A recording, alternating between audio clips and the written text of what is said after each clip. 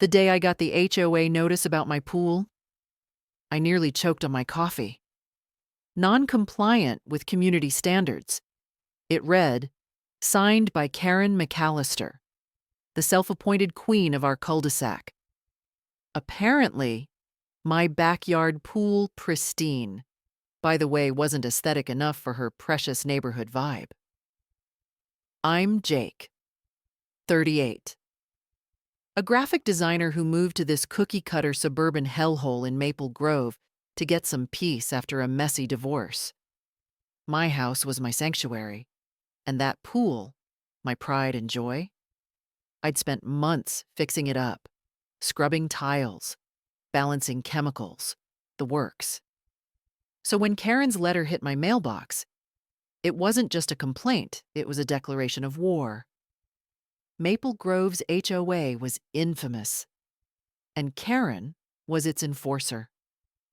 Picture a woman in her 50s, always in pastel cardigans, with a smile so fake it could curdle milk. She'd patrol the streets with her clipboard, jotting down infractions like she was the IRS auditing your soul. My pool wasn't the first thing she'd targeted. She'd fined the Wilsons for their gaudy Christmas lights and hounded poor Mrs. Patel over her vegetable garden. But my pool, that was personal. I'd seen her eyeing it from her porch, muttering about property values. I figured she was jealous her backyard had nothing but a sad birdbath and some wilted azaleas.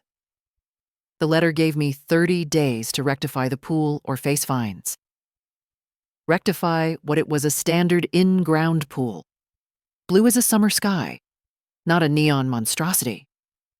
I tried reasoning with her, knocked on her door, all polite-like, and said, Karen, what's the issue? The pool's clean. Meets code. She just pursed her lips and said, it's not about code, Jake. It's about the community's image. Image. Right. Like her tacky lawn gnomes were high art. I left fuming, knowing diplomacy was dead. That's when the idea hit me. If Karen wanted to play petty, I'd play pettier. The HOA bylaws were vague. Pools had to be maintained, but there was no rule saying it had to stay a pool. I spent nights poring over the fine print, sipping whiskey and grinning like a madman. Then I found it a loophole about artistic installations being exempt from standard landscaping rules. Bingo. I wasn't just going to fix the pool, I was going to turn it into something Karen couldn't touch. First, I drained the thing. Took 3 days, and the neighbors started whispering. What's Jake up to? I heard Mrs. Patel ask while I hauled out the pump. I just waved and kept working. Next, I ordered 50 koi fish, a filtration system, and enough water lilies to make Monet jealous. I spent a week transforming that pool into a pond, laying rocks, planting reeds, even installing a little fountain for extra flair.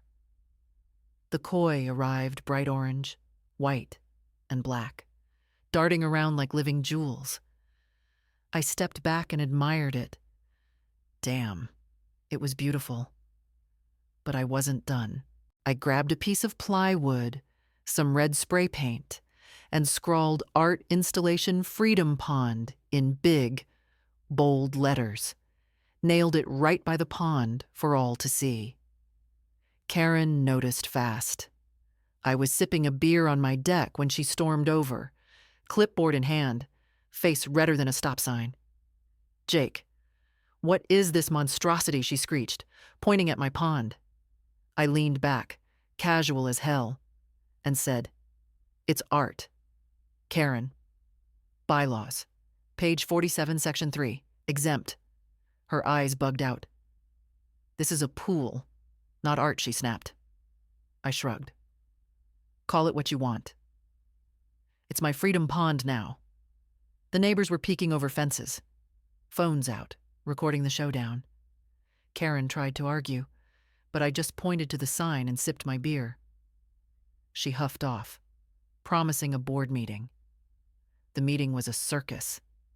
Karen rallied her HOA minions, Tom, the guy who mows his lawn at 7 a.m., and Linda, who once reported a kid's lemonade stand for unpermitted commerce. They argued my pond was a public nuisance. I stood up, all calm and collected, and presented my case like I was on Law and Order, showed them the bylaws, photos of the pond, even a printout from an art blog calling koi ponds. Living sculptures. The board was split, but the loophole held.